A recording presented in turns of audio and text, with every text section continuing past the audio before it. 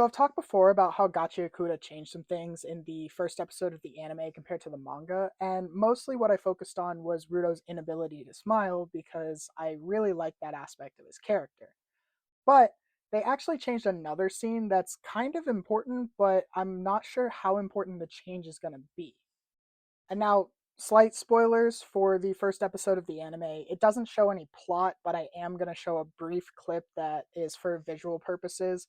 But like I said, no plot shown or anything. I am going to talk a little bit about it though. So if you're not into any kind of spoilers, you don't want to know anything about it, definitely keep scrolling and come back later. Now, the scene in question is actually when Ruto is on his way back from talking to Chiwa, and he's really excited and he wants to tell Regto all about it. And in the anime, it looks like this.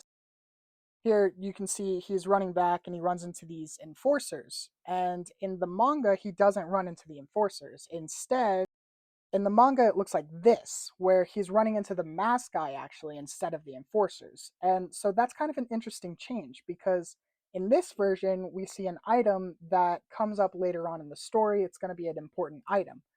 But in the anime version, we don't see that. On top of that, when he runs into the mask guy here, he obviously doesn't run into him when he finds Regto. So there's a change there. And instead of there being a little scuffle and him passing out, he actually just gets found by the enforcers after Regto talks to him. So it's an interesting change. And apparently, Kei Urana actually worked really closely with the production of the anime. So it's an intentional change. I'm just not sure how much it's going to change for the plot. So, yeah, let me know. Did you catch this? Because I just thought it was really interesting.